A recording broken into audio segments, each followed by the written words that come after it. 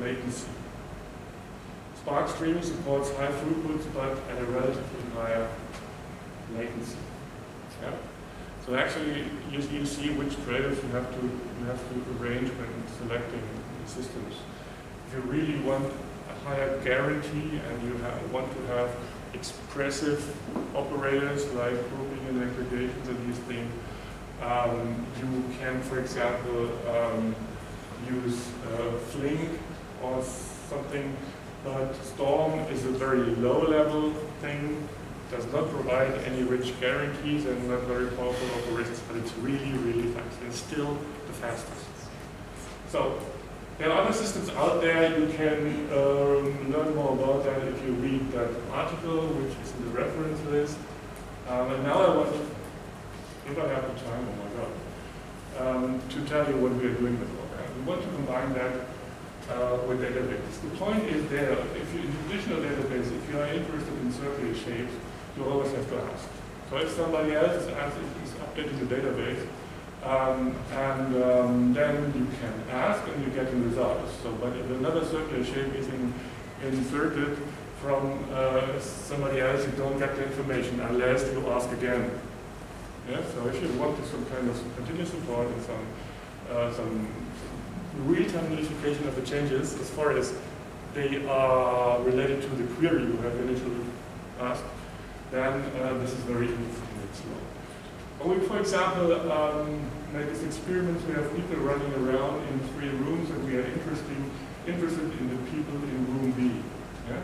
So sensors are watching the situation and are delivering data, and as soon as somebody enters the system, we want to have the top 3 in our list. And we have to being updated as soon as the situation changes again.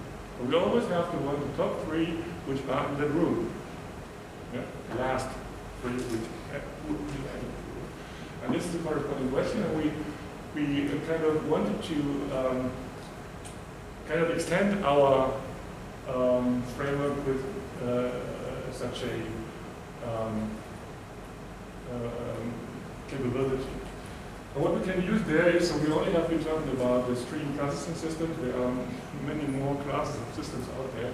These are the traditional databases, and these are, as you know, are dealing with static collections. And you have to ask about if you want the current state of something which is stored in the database.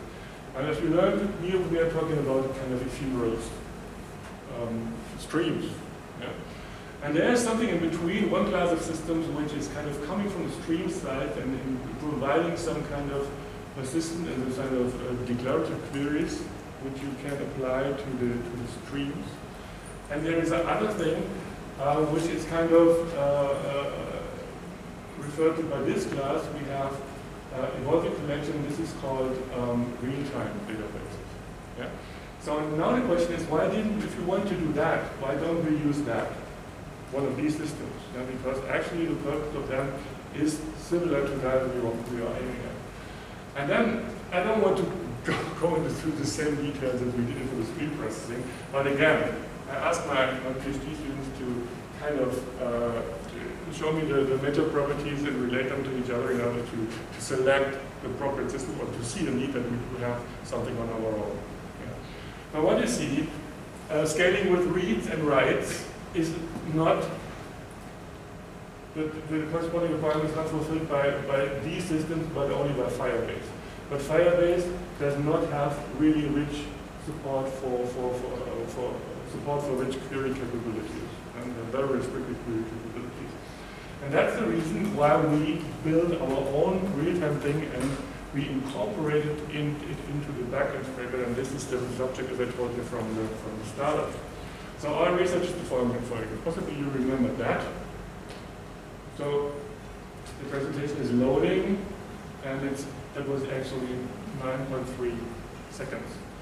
And the observation here is that a typical e-commerce website takes in average takes 9.3 seconds to be loaded.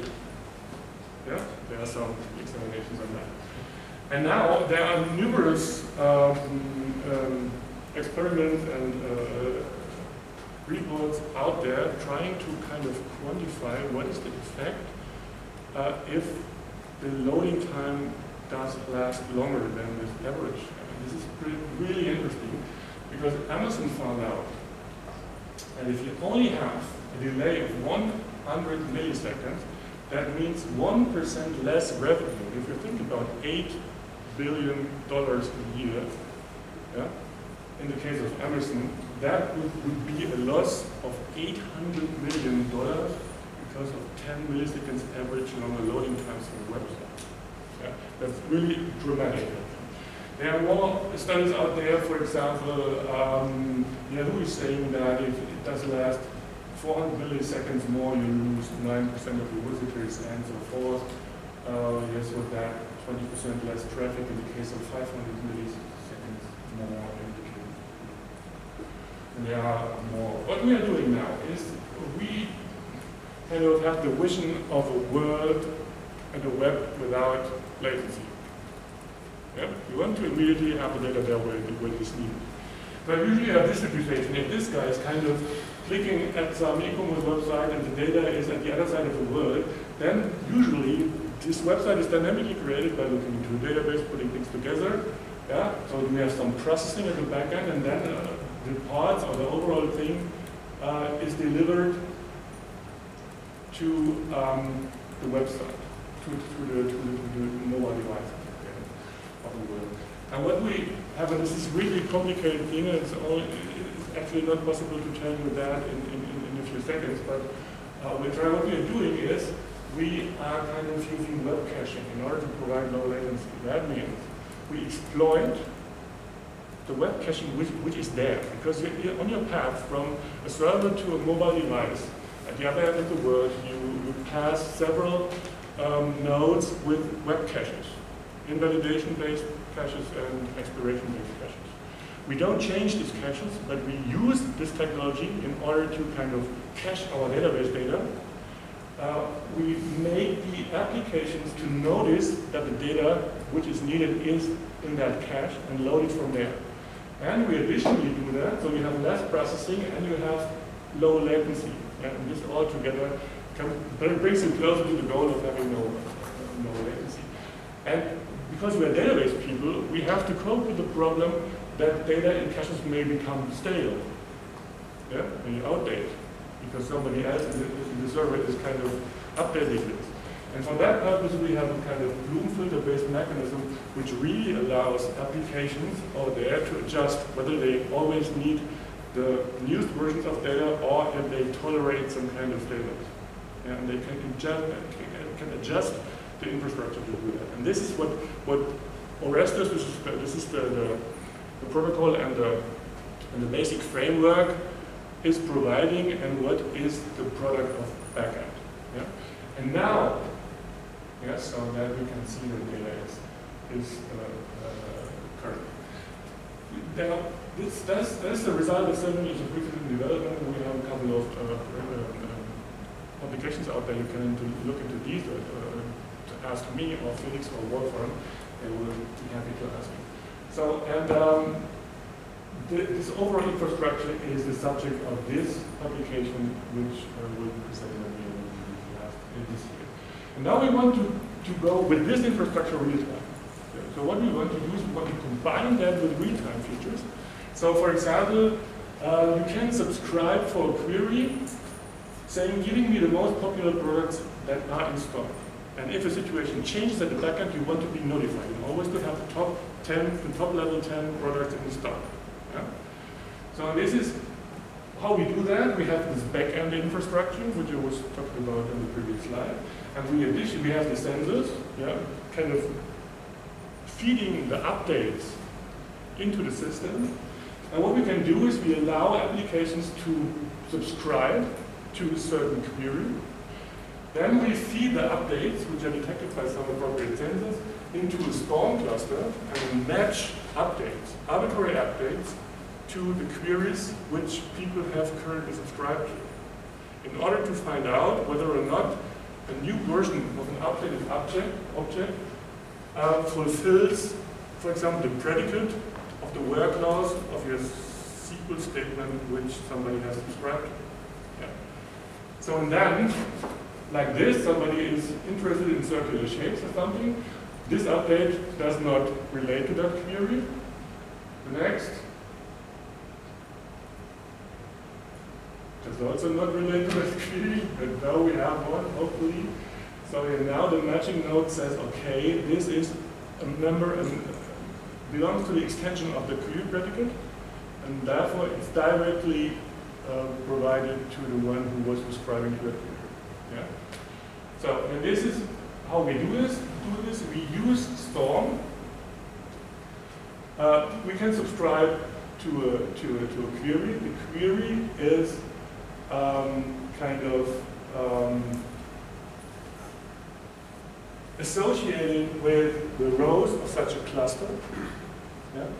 And no, with the columns of a cluster, and the rows are the updates. Yeah? So if an update comes in, so every query is kind of, you have a node who's matching the update for every query. Yeah? And you can kind of balance the work like this. So for example, if an update is coming in, you can prove for each query, is there a match? And then you have to check whether this object has already been in the extension of the query or not. And then, for example, if the change in add and remove was actually nothing because it's not within the extension of the predicate. Yeah? And then we exploit Storm, which is the most the system which I was introducing among the stream processing system, which is most efficient. Yeah? Although it has the smallest power and expressiveness, it is appropriate because we do the rest within the backend framework. Yeah? We just use Storm in order to do the matching very efficiently. For that purpose, Storm does suffice very well. Okay, and then you have match, and then that all scales with queries and writes. And the implementation is Apache Storm. Java, we're using MongoDB query language, but we have a pluggable engine for data store. Yeah? And that all is proven to scale linearly. What we have here, we have the updates, and we have here 3 kind of SLAs. And we increased the number of updates, and as soon as we could not longer fulfill the SLA, we kind of did some scale-up stuff. Yeah, and then you can see that that really scales in a linear way. And this is an example. You have the possibility to ask Twitter for incoming feeds on certain topics. You can feed them into a database, and this is a database where, as an experiment, we applied our real-time facilities to. On that database, we kind of subscribed in this scenario for some tweets on these subjects. Yeah? And here are all tweets coming in from Twitter, and here are those for which the user is subscribing for. And then you can see there are many tweets coming in, but only some of them relate to the subject there. Especially if you, for example, restrict it to only one of these subjects. And then you see it's getting slower because not all of the tweets coming into the database relate to the subject. And you always get the top 50 or something ranked tweets related to the subject. So this is one thing, and the application, the programming is pretty easy. You do it as you know it from JavaScript, and instead to use the result list function, you use the result stream function. So it's pretty easy to use and to program these kind of real-time continuous queries. Okay, so that was it. Actually, that is much too fast that we do, but what it wants to say you is that you can just go to the backend website, you can register as a guest, and you can then just try and test the backend and the real-time facilities in order to see how it really works and what you can do with it. Yeah? So try streaming. Okay, that was it.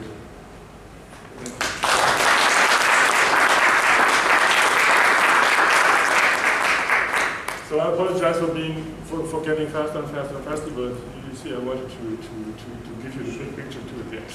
We're a bit over, but this is very interesting, so it's definitely good to keep up. Any questions? Last week I was talking to Stefan Ida, the guy that developed Flink, and he was looking for a new use case for streaming. Okay. Because he argues that they have reached a point where it's interesting, people are using it, it's helpful. So they have big players like Alibaba using it, or other companies. And one of his ideas was, and I would like you to comment on it, was to use it for to develop cloud-native applications to manage the communication between the microservices. So stream-based communication across microservices. Okay. That's a good question.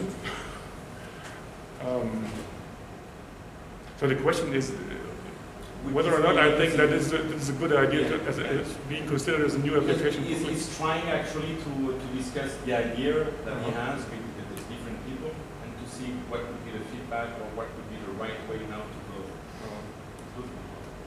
So what I'm thinking about is if this is really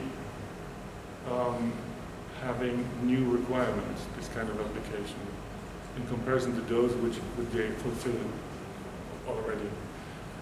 I don't know. I don't think. I think I have to look a little bit closer into that scenario in order to give you really a reliable answer. So possibly we can take it offline and exactly. So I will go back to you tomorrow to see if you have some ideas. So I get some homework. No, you need more input, right? Because so is it only a single? Do you consume a message only once, right? So I was it's all you the can't communication, respond. all of the communication via a Kafka queue, not in this case because it doesn't use Kafka, but everything goes via an external system. We can keep track of all the messages, all the history, and the state of the application at any given time. Microservices are ideally stateless, so the question is ridiculous. If I would be him, I would tell you that. So I'm not that strict, but let's talk about that offline. So my feeling is that they do already have some possibility of serving these applications properly. But possibly there's something I don't think about now, and there are really new requirements. I don't know. We should talk about it in a little bit more detail.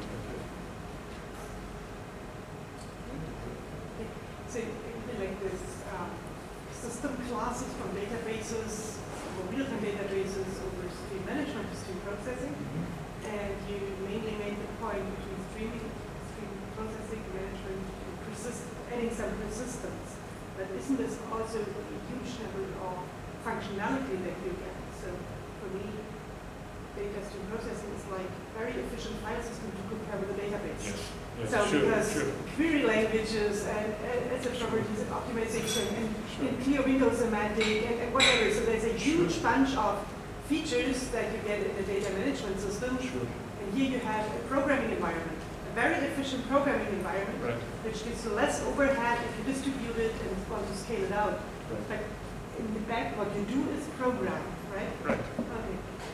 So exactly that. So if you just look into the streaming approaches, you have that range where in the Storm case you actually can do everything. The system provides almost nothing, but it scales. If you want more, It gives no overhead to the thing that you want to do, but it gives no help for the thing that you want to do. Instead of distributing it and the stream organization. The more you want, exactly what you're looking for. the more you want, the higher is the cost. It's pretty easy, like in real life.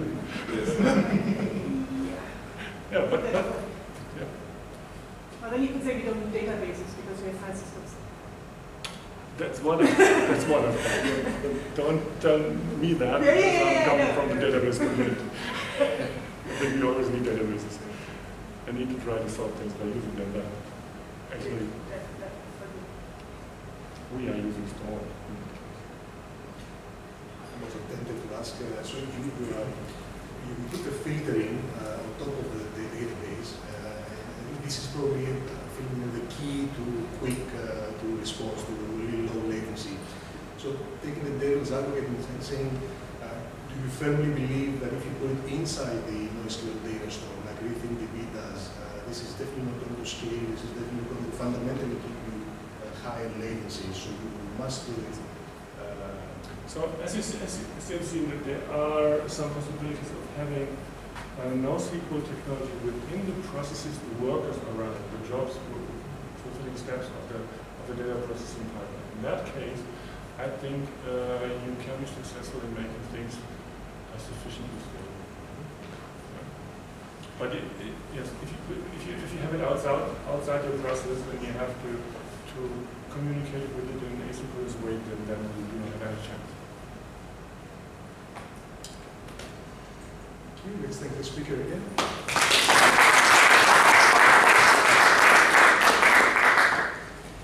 Okay, the next and final talk for